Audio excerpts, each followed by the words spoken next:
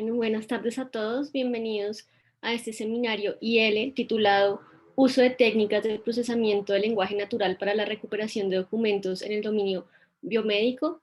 Hoy nos acompaña Adelaida Zuluaga, estudiante de maestría en Ingeniería Electrónica y de Computadores. Adelaida es ingeniera eléctrica y electrónica de la Universidad de los Andes. A lo largo de su trayectoria en la universidad ha tenido interés en áreas de Machine Learning e inteligencia artificial, específicamente en Deep Learning, Artificial Vision y Natural Language Processing. Mediante sus investigaciones y proyectos, ha buscado solucionar problemas del mundo real, utilizando estrategias y modelos que se encuentren enmarcados en las áreas previamente mencionadas. Los proyectos desarrollados incluyen sistemas de predicción de radiación solar, predicción de demanda energética y detección y reconocimiento facial. Actualmente su mayor interés es seguir investigando y aprendiendo sobre técnicas de Natural Language Processing para solucionar problemas sobre el manejo y el acceso a la información en el país, por ejemplo, en el sistema de información del área de la salud, para que en el largo plazo se pueda garantizar una mejor calidad en el servicio de salud del país. Le damos la bienvenida a Adelaida.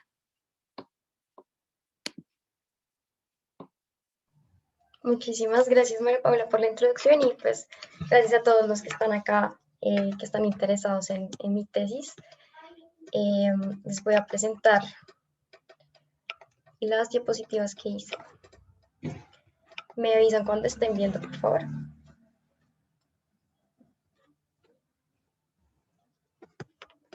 No sé si ya están viendo mi pantalla. Sí, ya estamos viendo. ¿Sí? Listo. Entonces, como lo dijo María Paula, mi tesis de maestría es uso de técnicas de procesamiento del lenguaje natural para la recuperación de documentos en el dominio biomédico. Me ha estado ayudando el profesor Fernando Lozano, la profesora Carolina Higuera y un estudiante doctoral de la Universidad Nacional que se llama Andrés Enrique Rosso. Entonces, para empezar, me gustaría aclarar qué es esto a lo que nos referimos con los sistemas de recuperación de información. Podría decir que es el término académico o técnico que le damos a los motores de búsqueda que utilizamos casi a diario. Por ejemplo, Google, Yahoo, Ask o Bing son motores de búsqueda de dominio abierto, porque podemos buscar cualquier tipo de información en estos buscadores de cualquier tema. Él nos va a referenciar algunos artículos o algunos links que nos van a dar información respecto al tema. También hay buscadores más específicos como el de, por ejemplo, la Biblioteca de los Andes, que ya nos va a remitir a algunos documentos que nos pueden dar más información sobre un autor o un título de un libro. Y finalmente los buscadores de dominio cerrado. Son buscadores de dominio cerrado porque justamente se enfocan en un tema específico, como es el caso de PubMed, que es uno de los buscadores más utilizados en el dominio científico y médico. Tiene almacenados más de 32 millones de artículos enfocados en el área biomédica.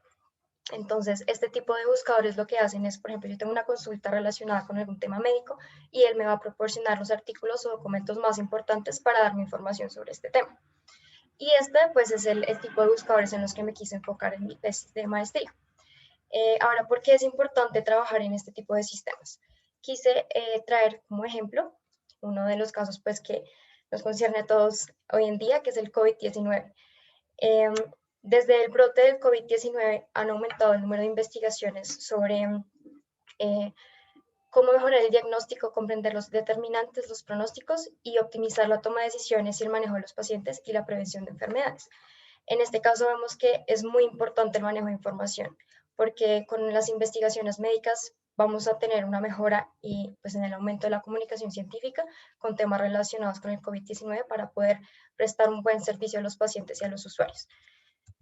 ¿Qué ha pasado desde que inició todo esto del COVID-19? En la gráfica podemos ver el crecimiento de los casos de COVID-19 a nivel mundial comparado con el crecimiento de los artículos que se han publicado sobre el tema.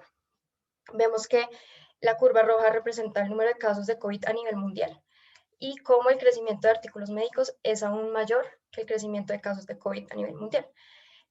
Pasamos de tener alrededor de 200 artículos alrededor de febrero y marzo a tener alrededor de 12.000 artículos publicados sobre este tema a mayo del 2020. Esto solamente hasta mayo del 2020. Ahora, la información que tenemos actualmente tiene que ser muchísimo mayor.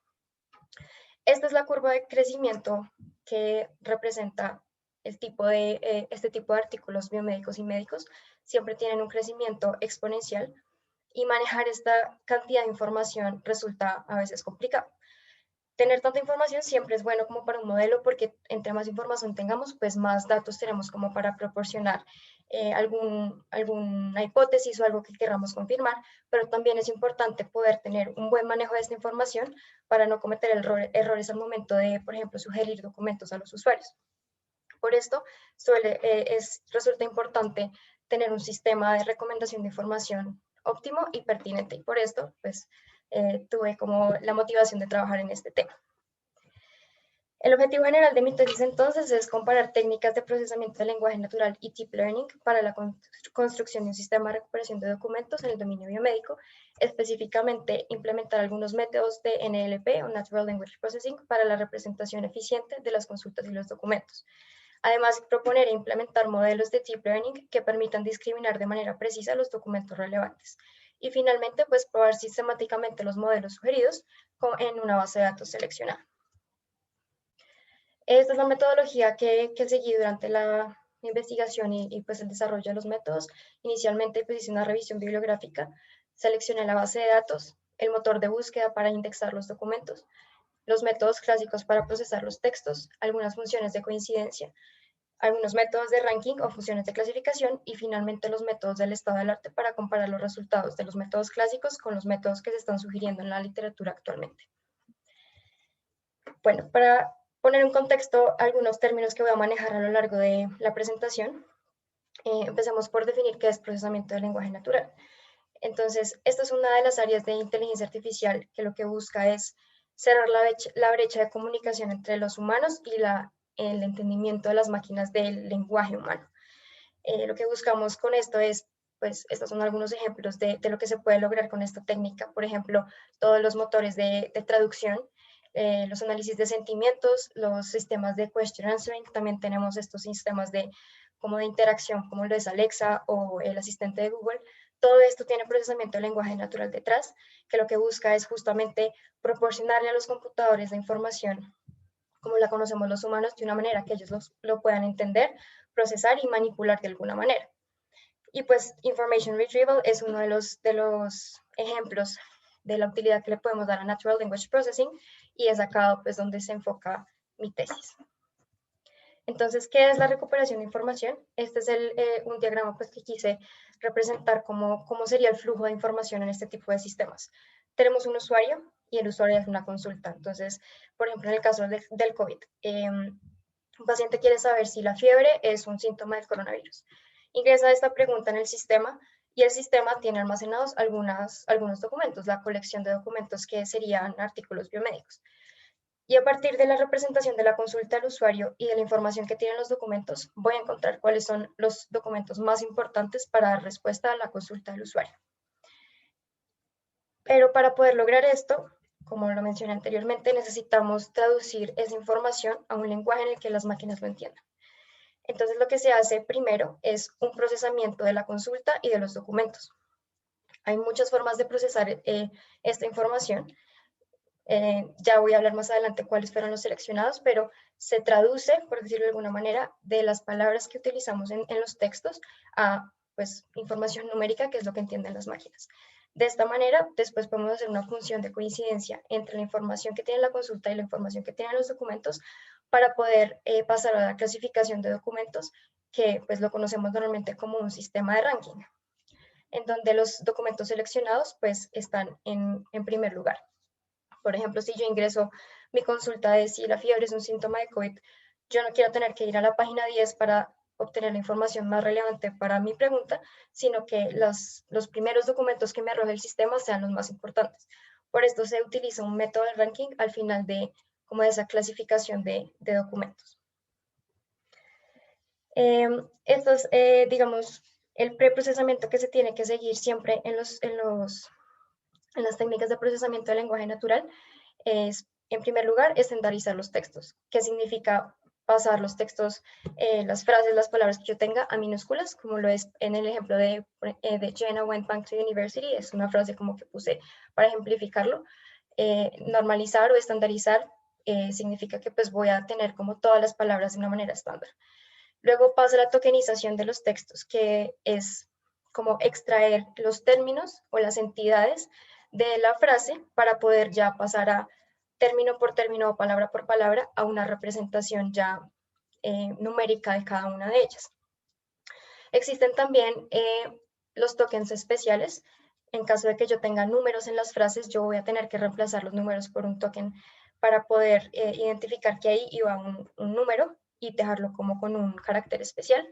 Y también remover los stop words. Los stop words son esas palabras que generan de alguna manera ruido para el sistema porque no tienen como mucha relevancia para el procesamiento. Entonces, normalmente los stop words son esas palabras como, por ejemplo, los conectores, o también suelen ser las palabras muy poco frecuentes que pueden ser como algún error en el sistema o palabras que no tampoco van a ser muy importantes para el procesamiento. La representación vectorial de las palabras o word embeddings es una de las formas de representar, de pasar de palabras a números para esta parte de preprocesamiento que les mencioné anteriormente. Entonces, la representación de palabras para análisis de texto generalmente se hace en forma de vector. Tenemos muchos métodos que hacen esto, están Word2Vec, Glob, Bag-of-Words. En este caso, pues yo trabajé con Word2Vec y lo que hago es hacer una representación vectorial de cada una de las palabras o entidades que previamente reconocí en la tokenización del texto. Entonces, como vemos en la gráfica, cada una de las palabras va a tener su vector. Y lo que busca esto también es que las palabras más similares entre ellas estén más cerca. Por eso vemos que el vector de newspaper y magazine están más cerca que lo que estaría el newspaper y Viking. Y ya con esta representación vectorial, pues ya puedo hacer el procesamiento de la información en el modelo seleccionado. Estas son algunas métricas de evaluación para recuperación de información. Entonces, se utilizan diferentes medidas. Están las medidas binarias y las medidas multinivel. Las medidas binarias son simplemente pues 0 y 1, donde 0 representa un documento no relevante y 1 un documento relevante. Las métricas multinivel van a representar ya, digamos, el nivel de importancia que tienen estos documentos. En este caso, he trabajado solamente con estas medidas binarias. Utilicé las medidas de recall y precision. Como vemos en la gráfica, tienen un comportamiento inverso. A medida que uno aumenta, el otro disminuye, mientras que el recall lo que busca es esa intersección de los documentos recomendados con los relevantes sobre el total de relevantes. En la precisión solamente busca los recomendados con los relevantes sobre los recomendados. Entonces, por esto tiene ese comportamiento como opuesto. Esta es otra métrica de relevancia que es importante para lo que voy a explicar más adelante. Se conoce como Term Frequency Inverse Document Frequency, por sus siglas en inglés. Lo que busca es, pues como lo dice la palabra, como qué tan relevante es una palabra para todo mi set de datos. Entonces, es la multiplicación de dos factores. Tengo la multiplicación de term frequency, que es la frecuencia de aparición de un término en un documento, y el inverse document frequency, que me va a decir qué tan relevante es una palabra respecto a todo mi set de datos. Entonces, ¿cómo calculo el IDF? Perdón, el TDF primero simplemente es como ese conteo, la frecuencia de la palabra. Y el IDF ya es la multiplicación del término de la frecuencia del término por un factor logarítmico que va a encontrar como esa relación entre el número de documentos y el document frequency, que es qué tan frecuente es esta palabra en todos los documentos de la base de datos. Y de esta manera yo ya voy a tener como esa métrica que me va a decir esta palabra es importante y esta no es tan importante para el procesamiento de la información. BM25 es un algoritmo de similitud que se utiliza para hacer un puntaje de los documentos según su relación con la consulta. Utiliza el término IDF, que pues ya lo expliqué anteriormente, y también busca relacionar con algunos valores que es K1 y B, que se tienen que sintonizar para encontrar su valor óptimo, ¿no? Eso depende de la base de datos que se esté utilizando. Busca también encontrar como el puntaje que se le da a los documentos según el sistema, lo que arroje el motor de búsqueda, que pues ya lo voy a explicar más adelante. Entonces busca ese inverse document frequency del Q sub I, que es el iésimo término de la consulta, y para cada uno de los documentos que se está evaluando. La base de datos que seleccioné es una base de datos de nutrición, se llama NF Corpus y son documentos biomédicos extraídos de la base de datos PubMed que pues, mencioné al principio de la presentación. tengo 3.612 documentos y 2.593 consultas. En la gráfica de la derecha quise representar los tres tipos de consultas que tenemos. Tenemos consultas como YRX Linked to Cancer Progression, donde su extensión es mucho más larga que el segundo tipo de consultas, que es Eating Green to Prevent Cancer, y el tercer tipo de consultas son simplemente algunas palabras o algunos términos como Bone Health. Lo que quise buscar entonces con esta base de datos es que el sistema sea lo suficientemente robusto como para poder interpretar estos tres tipos de consulta de manera, pues, de igual forma, como que pueda tener el mismo desempeño para una consulta larga que para una consulta corta. Los documentos que contiene la base de datos están identificados con un ID y tienen un review. No es el documento completo que yo diga pues todo el artículo, sino simplemente como un resumen de él mismo para hacer un poco más abreviada la base de datos y pues poderlo procesar de una manera más rápida. Esta base de datos ya está preprocesada, es decir, los documentos ya no tienen stopwords, ya fueron como, digamos, todas las partes numéricas fueron reemplazadas por un token especial que en este caso es num, simplemente la palabra num reemplazó los números en los textos y pues ya ahorró como esa parte de preprocesamiento de los documentos. Al tokenizarlos, pues quise representar acá como alguna de las frecuencias del número de tokens en las consultas. Vemos que es más frecuente tener consultas más cortas, entre 1 y 4 palabras, mientras que los documentos están alrededor de las 100 palabras o tokens, perdón, y el máximo número de tokens que tenemos en documentos son 400, lo cual pues quiere decir que no son documentos muy largos. Listo, ya pasando a la arquitectura general que manejé, esta es como la gráfica de lo que les voy a explicar ya a continuación. Tengo mi sistema, entonces el usuario pone su pregunta. Entonces tiene una consulta de temas de nutrición. Y acá pues ya está como les dije anteriormente, ya está preprocesado, yo no necesito preprocesarlo. Y a partir de la base de datos que yo tengo, que son estos artículos de PubMed, los voy a indexar en mi motor de búsqueda. El motor de búsqueda que seleccioné es Elasticsearch, ya les voy a hablar sobre esto. Y la indexación es simplemente como ingresar esta información de los artículos al motor de búsqueda, que es el que me va a proporcionar la información relevante según la consulta que yo estoy proponiéndole al sistema. Entonces, a partir del BM25, Elasticsearch va a decir, a partir de la consulta del usuario, estos son los documentos más relevantes por el puntaje que le estoy dando. Después de que ya saco los K documentos más importantes, voy a utilizar algunos modelos de Document Retrieval para hacer el re-ranking de estos documentos. Acá pues lo representé en color rojo porque este es el modelo que vamos a variar según métodos clásicos o según métodos del estado del arte, para finalmente tener la predicción de solamente los primeros 5 o 10 documentos más importantes que le puedan servir al usuario según su consulta planteada. Voy a empezar entonces con los métodos clásicos. El método clásico que utilicé es un método conocido como Centroid Embeddings.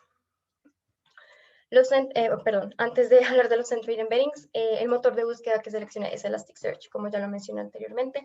Este es un motor de búsqueda flexible, busca indexar el contenido, que es decir, organizarlos de alguna manera específica. En este caso están indexados con un formato .json, que esto me va a permitir como trabajar de manera más sencilla con todos los documentos en esta base de datos.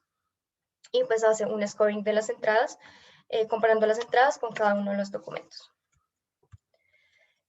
Para poder encontrar, como lo mencioné anteriormente, la métrica que utiliza Elasticsearch es BM25 y yo tengo que encontrar los valores óptimos de K1 y de B.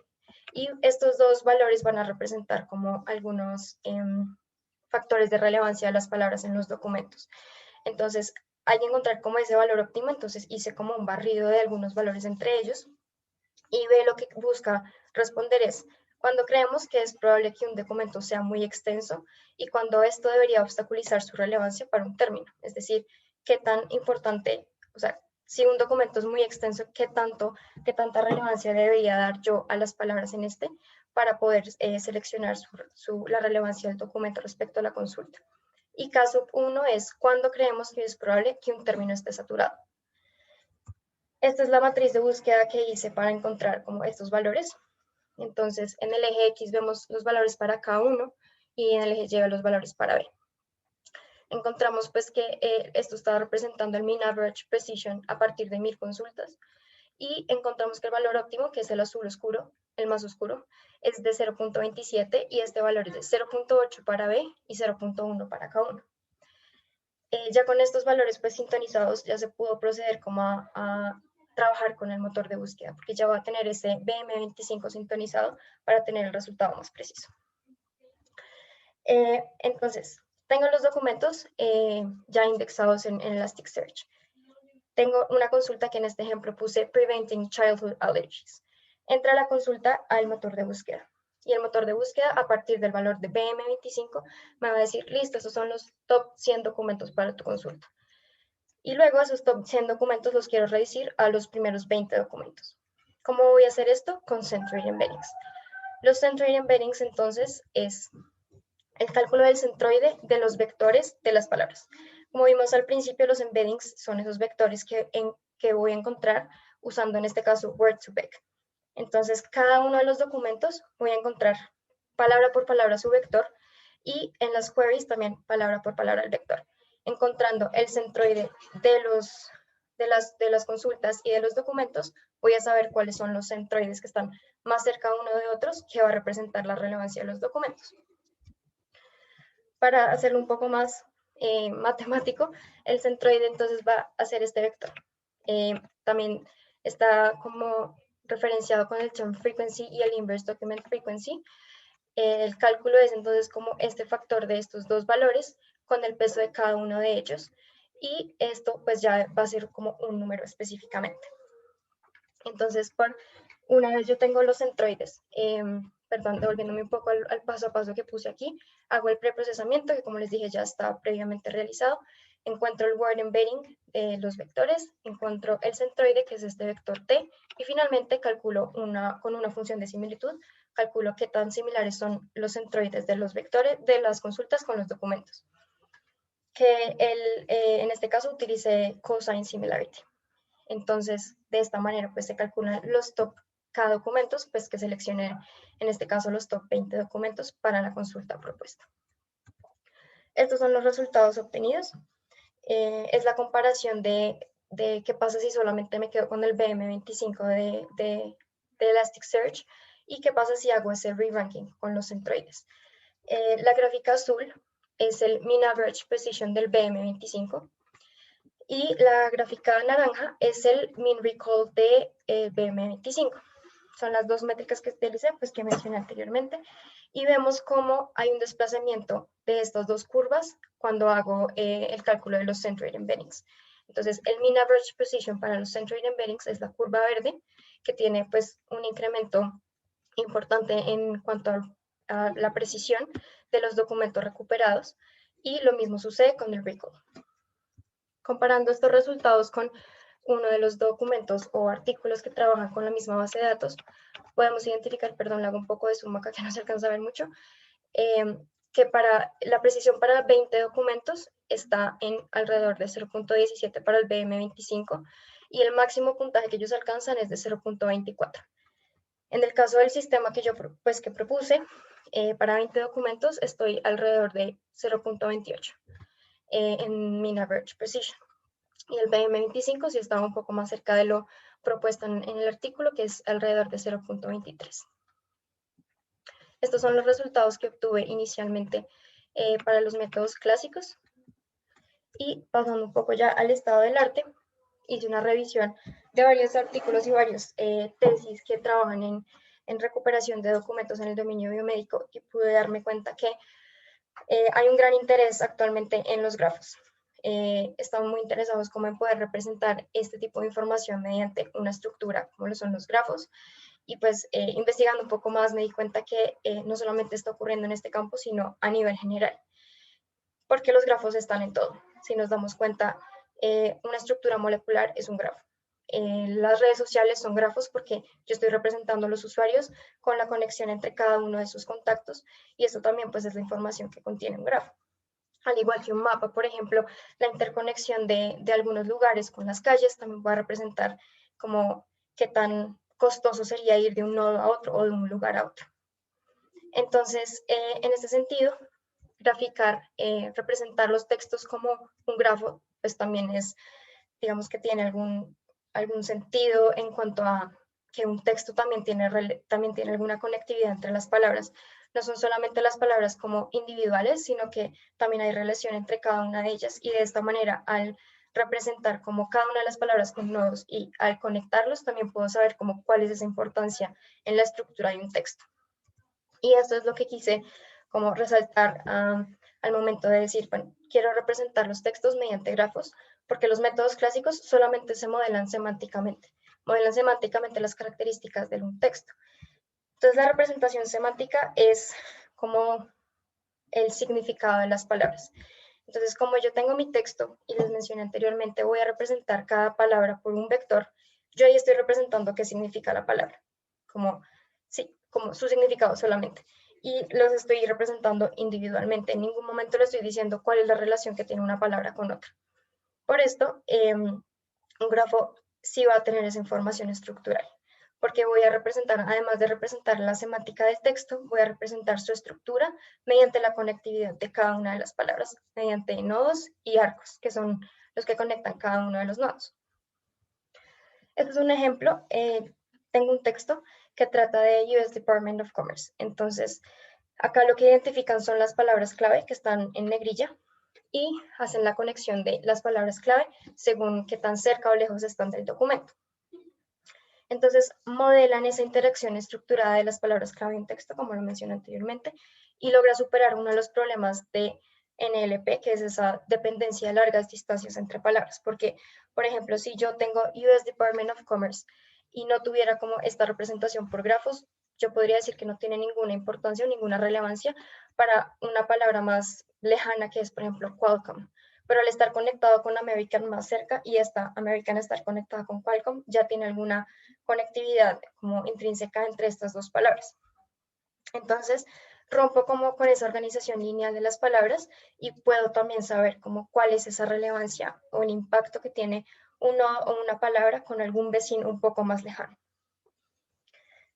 Entonces, lo que se hace para la construcción de un grafo es seleccionar los nodos, que depende del método que se quiera implementar.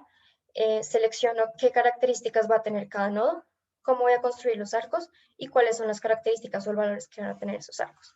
Entonces, tengo los documentos, voy a hacer como esta extracción de textos, que puede ser por párrafos, frases o como se quiera trabajar, y hago el preprocesamiento, y ya después puedo representar los grafos seleccionando lo que ya mencioné anteriormente.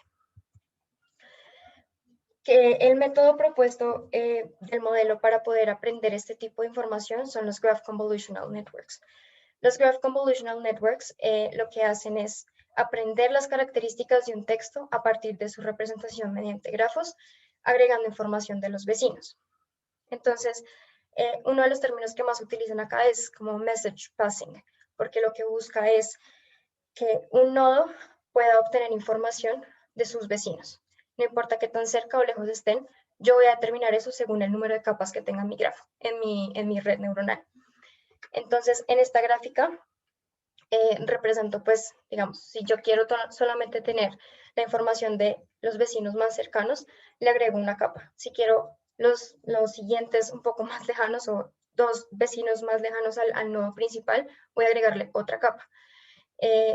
La convolución o el filtro que se realiza mediante las capas es entonces simplemente pasar esa información de grafo a grafo, de nodo a nodo. Con la información de los vecinos puedo interpretar cuál es la relevancia de la información de cada uno de ellos con el grafo, con el nodo principal. Entonces, de esta manera vamos a capturar la información estructural de los datos.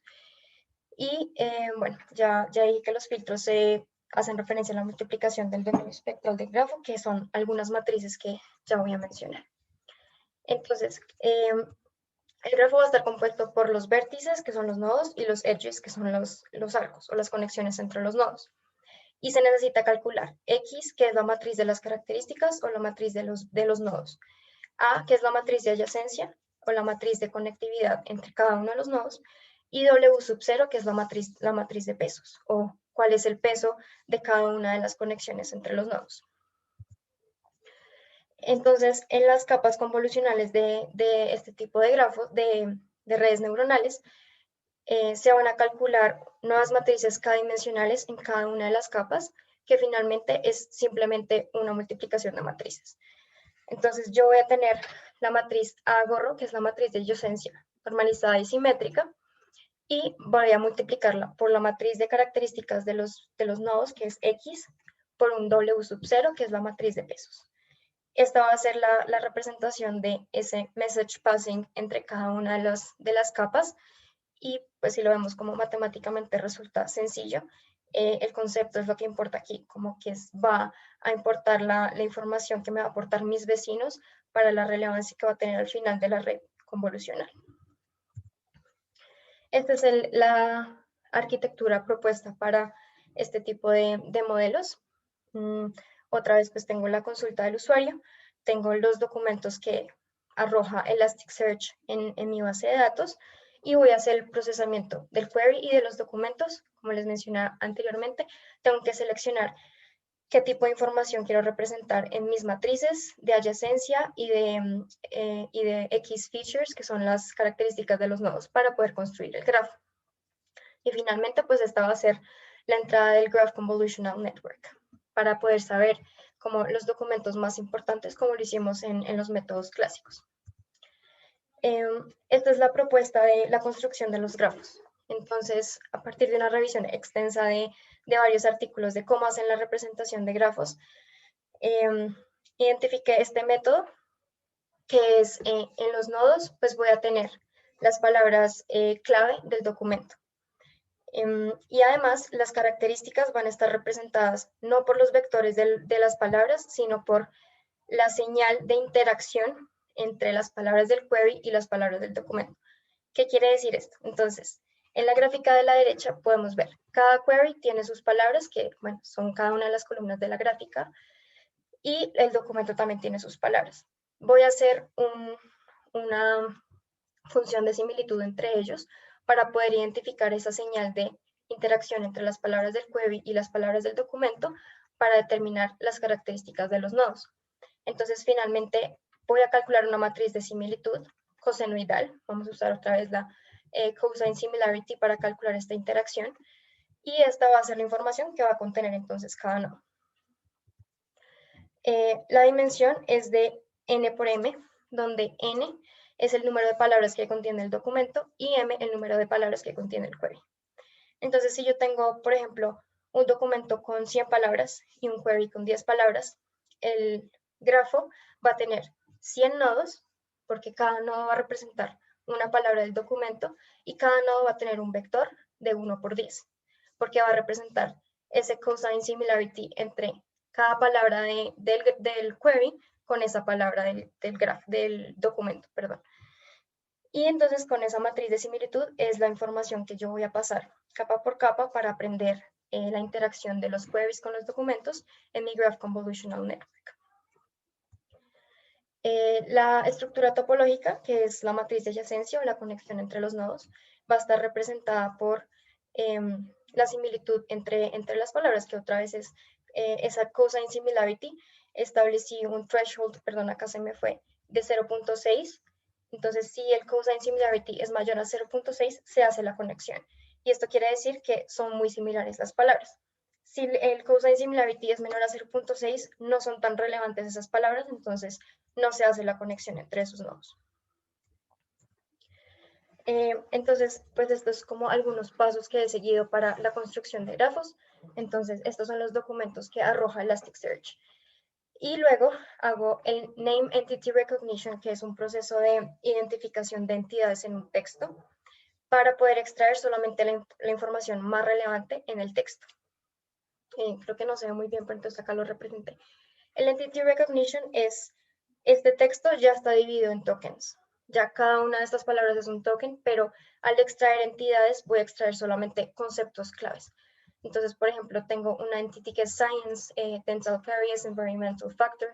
Entonces, quedarme con esos entities reduce un poco más la información del texto y me voy a quedar con una información más importante para poder representar en cada uno de los nodos del grafo. Perdón. Después de esto hago la construcción de los arcos, que pues ya lo mencioné anteriormente, lo vamos a hacer a partir del cosine similarity, y finalmente los pesos, el cálculo de los pesos en cada uno de los arcos. En esta gráfica pues vemos finalmente cómo se vería el grafo. Tenemos cada uno de los vectores sería una entidad que la calculé utilizando SciSpacey, que es una librería entrenada con documentos médicos para identificación de entidades. Entonces cada vector tiene una entidad, cada nodo tiene una entidad y su conexión entonces es esta similitud cosenoidal entre cada una de estas palabras. Y eso es lo que he logrado hasta ahora. Digamos, tengo una base de datos un poco extensa porque son 3.600 documentos y tengo 2.593 queries.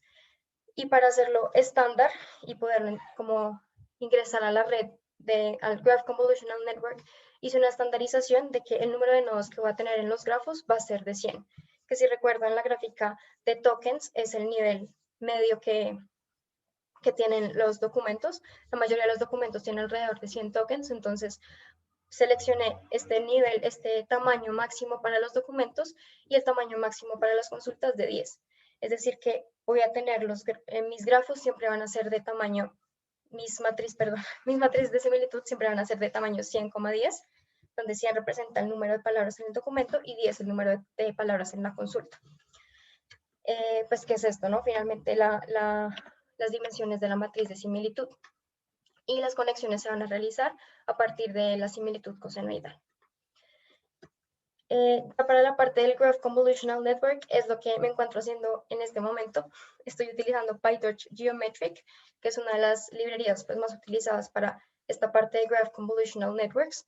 Y hasta ahora lo que tengo es mi base de datos representada ya en estas matrices, la matriz A, la matriz X y la matriz Y. La matriz Y representa, está solamente representada por ceros o unos, donde dice si un documento es relevante o no para la consulta. Ya con esto puedo proceder a construir el Graph Convolutional Network, entrenarla y tener los resultados. Lo que esperaría es que esos resultados sean mucho mejores que los métodos clásicos, porque por lo que he visto en las investigaciones, mejora muchísimo el resultado en este tipo de métodos, porque como lo mencioné anteriormente, tiene en cuenta información de la topología o de la estructura del documento, que resulta muy importante para entender o para comparar una frase con un documento, porque también tengo en cuenta como esa señal de interacción entre las palabras. Entonces, los siguientes pasos son pues, entrenamiento y validación del Graph Convolutional Network con la base de datos seleccionada. Probar otras alternativas de representación de documentos y consultas. No sé si vaya a alcanzar por el tiempo. Me gustaría hacerlo, como tener algún otro tipo de representación a la entrada del Graph Convolutional Network y poder comparar algunas alternativas, pero pues por cuestiones de tiempo no sé si vaya a alcanzar. Y finalmente comparar los resultados del estado del arte con los obtenidos en los métodos clásicos, que como lo menciono, pues espero que sean muchísimo mejores en cuanto a precisión y recall. Y esas son algunas referencias que utilicé. Muchísimas gracias por su atención y su tiempo. Si tienen preguntas, estoy abierta para cualquier pregunta. Muchas gracias, Adelaida. Bueno, tenemos una primera pregunta que dice, ¿los vectores que representan cada palabra se eligen manualmente o hay algoritmos que lo hagan? Sí, ya hay algoritmos preentrenados que lo hacen. Como mencioné al principio, espera, me devuelvo la diapositiva. Existen varios métodos, puse solamente los más conocidos como Word2Vec, Clove o Bag of Words. Estos están entrenados en bases de datos grandes. Si no estoy mal, Word2Vec está entrenado con artículos de Wikipedia y lo que hacen es ya como entrenar redes para saber cuál sería la representación vectorial de las palabras y pues ya es como una librería que uno utiliza preentrenada para poder representar mis palabras con un vector definido por Word2Vec. Súper. Otra pregunta es, ¿cómo un potencial usuario podría tener acceso a la solución que propones? Bueno, esa es una buena pregunta. Digamos, la solución que propongo en cuanto al método clásico no resulta pesado computacionalmente. Entonces, a futuro se podría implementar un sistema, no sé, un sistema pues que utilizando una Raspberry o algún sistema externo pues a un computador yo pueda simplemente acceder a una base de datos, montar esta información en el sistema y poder hacerlo como un poco más optimizado. Pero en cuanto al Graph Convolutional Network, yo creo que es un poco complicado porque es pesado computacionalmente la red. La red neuronal tiene un montón de pesos. En ese momento no estoy segura cuántos pesos va a tener cuando lo haga, pero es difícil como tener esto como en un, no sé, en un dispositivo externo o en algún dispositivo como de fácil acceso para el usuario. Entonces eso responde la pregunta. Vale, gracias, Adelaida. No veo más preguntas, no sé si alguien más se anime a preguntar algo, quieran saber algo.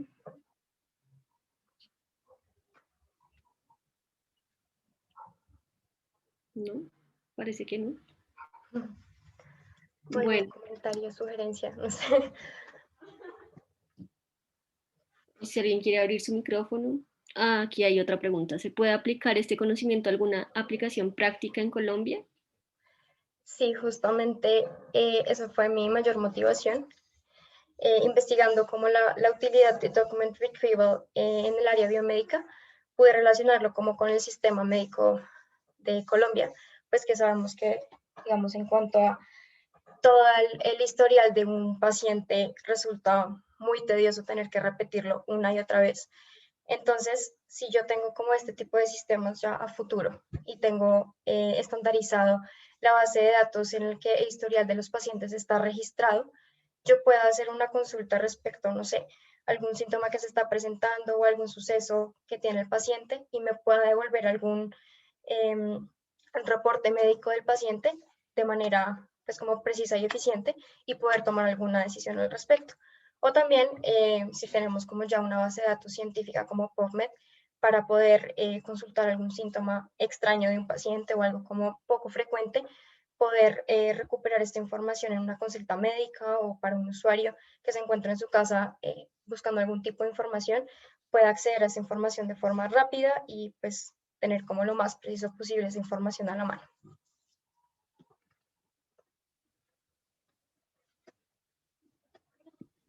Vale, pues muchas gracias, Adelaida, por esta charla. Esperamos que haya sido de especial interés para todas las personas aquí conectadas.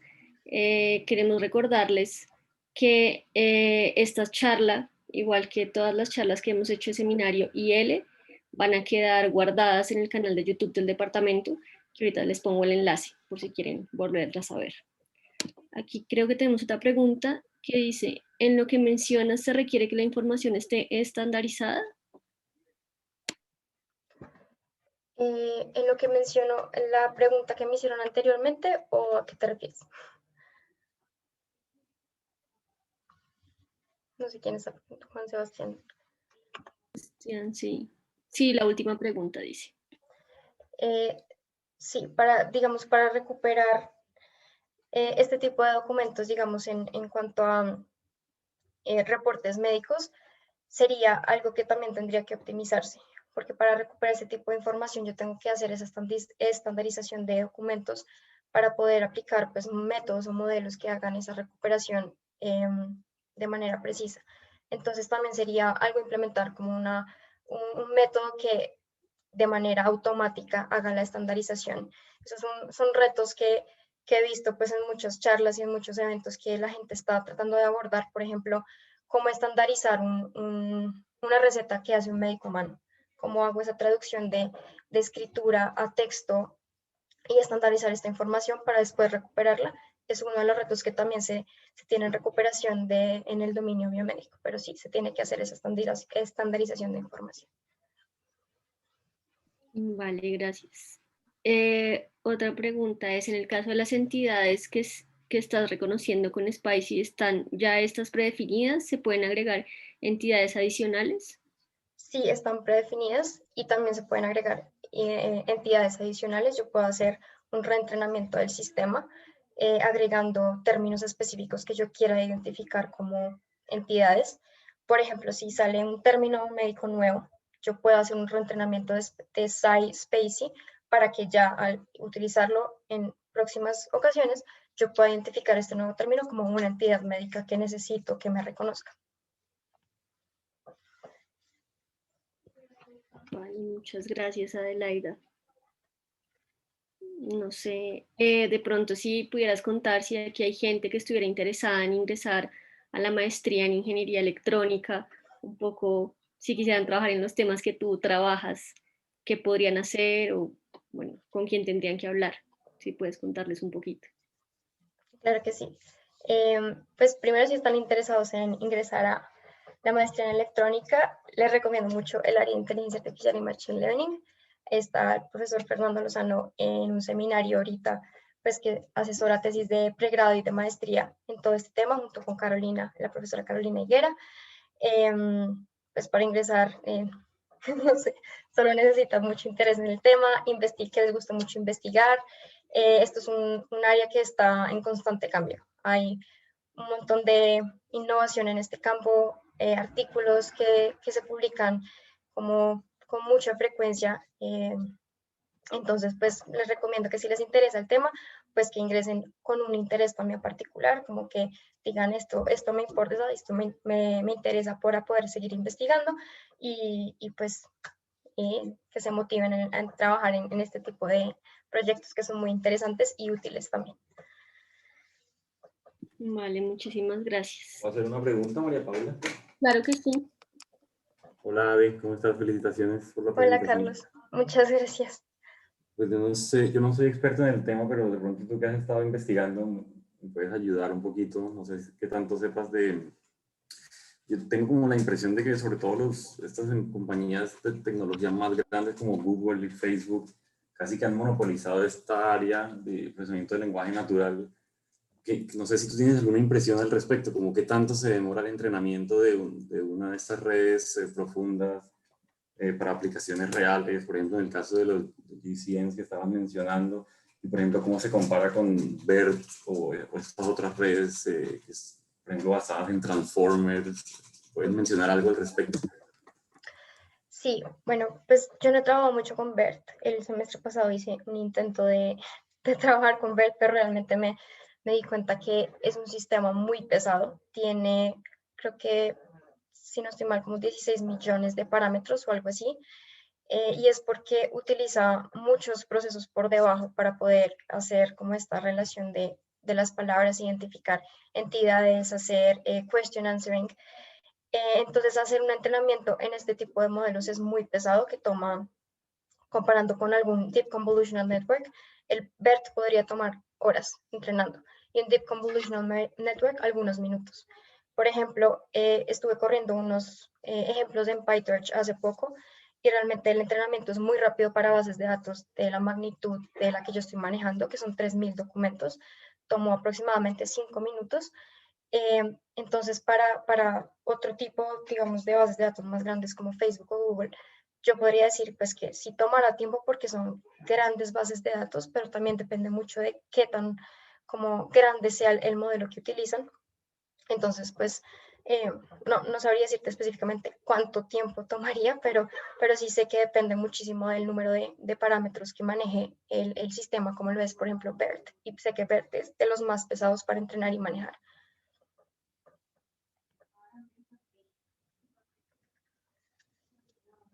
Vale. No sé si alguien más tenga alguna pregunta.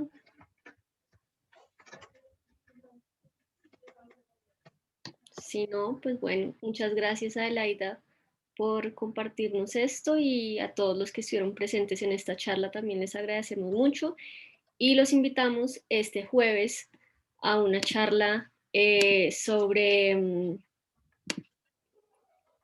IoT y energía. Les voy a dejar el enlace ahora en el chat por si se quieren inscribir y participar en esta charla. Muchísimas gracias. Muchas gracias a todos. Gracias, María Paula.